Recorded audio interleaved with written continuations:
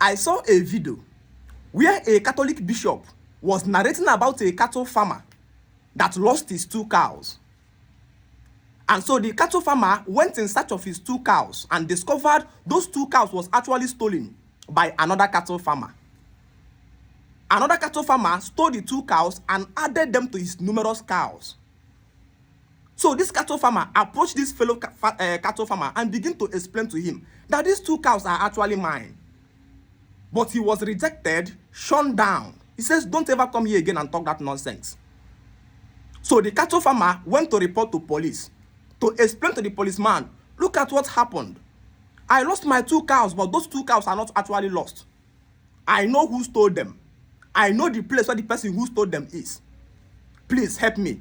And the police asked him, are you sure? And he says yes. So they charged him and he paid. So the policemen followed him to the place of the cattle farmer. When they reached there were numerous cows.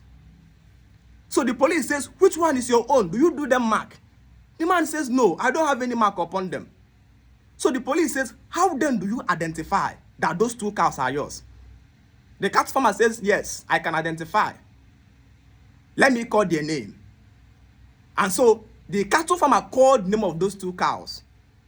And automatically the 2 cows stood up and began to walk directly to where their owner is.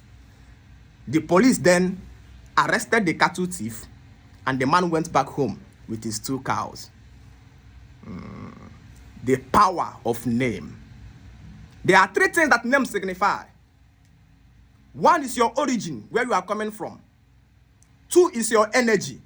3 is your possibility. 1, a name signifies the identity of a man. The origin of a man, where the man is coming from, the blood flowing in your vein. This is who he is. This is who owns him. Name signify identity of ownership. The people who own Ihedi is this. If you hear my name, Ihedi Nwebiem, you know Ihedi is a boy owned by the family of Nwebiem. Name signifies ownership. Name signify identity, origin, blood. So when the Christians came, the first thing they are targeting is to destroy your ownership. Because Christianity is a system by which the Western colonizers want to take ownership of African youth from their indigenous parents. So once you come to church, the first thing they do is to destroy your original name given to you by your parents and then impose a new name from you. You are once answering Ihedi, but now you shall be called John. Your name was once Okonkwo, but now you will be called Matthew. Destroy the identity and reintroduce a new ownership. You were once owned by the family of Mgbafo, but right now you will be called David. You will be called Solomon. So what the first thing they do is to destroy the origin, the ownership of you by you. And once you are no longer owned by your people, you discover your will and your intention will no longer be that of your own people, but that of the person who owns you. Second, name signify energy. If you go to the house of a native doctor in the olden days, you will discover if you want to do Ibafa, he brings a horn and he says, hold your hand upon this horn. Call your name and the name of your father. When you call your name and the name of your father, the native doctor will begin to tell you things about your lineage. So in mentioning of your name and your name of your father, you transfer your energy directly into that of a horn. In fact, whenever any person wants to call you, to draw you without your absence, they call your name. Name is a function of energy. When somebody wants to bless you, he says, Ihedi be blessed. Name is the origin of attraction of somebody's energy.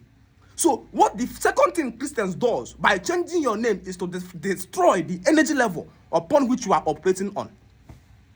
And then thirdly, name signify potential, possibility. Every people that answers a particular name has possibilities that are within their DNA.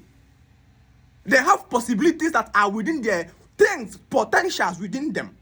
Oh yes, it's come from the family of Nwebiem. In their lineage, they teach, and you must understand. That is what is available in their DNA. The day you destroy the name Ihedi and called me John or called me Solomon, you will now discover I will begin to struggle with the potential or possibilities available in my lineage. So Christianity is the number 1, destroy identity and ownership, and number 2, destroy energy, and number 3, destroy possibility and potentials. A cattle farmer called his cattle, and the cattle automatically, the energy Everything about the cattle came up. A little child, as little as he is, the first thing the little child begins to hear is his name. That's the first thing that forms the energy level of the child. Even if the child is sleeping and you call him, you see how the child will shake. That's to tell you the potential of the name. The question now is, what is the name of your child? David, Luke, Musa, Lawa. You are a fool, you are a gunner. There is no longer energy running in your archive that is now in the boy. The boy is now a child. That's why you complain that your children you raise in America are not reasoning like Africans. How can they reason like Africans when all their names are foreign names? How can they reason like Africans when the name that hold the potentials and the possibilities of Africans has been destroyed? How can they reason like Africans when you have destroyed the energy level and the ownership of their ancestral heritage? Time again to return you back to African heritage. What is your name? What is your name? May Christians not steal your name again. Go back and ask your father. It's time again to return you back in the pathways of culture and in the pathways of African Renaissance. Name ownership. Name signifies energy, and name signifies potentials and possibilities in your DNA. You may be struggling today because you have chosen a name that no longer avails you the potential of exploring what is in your DNA.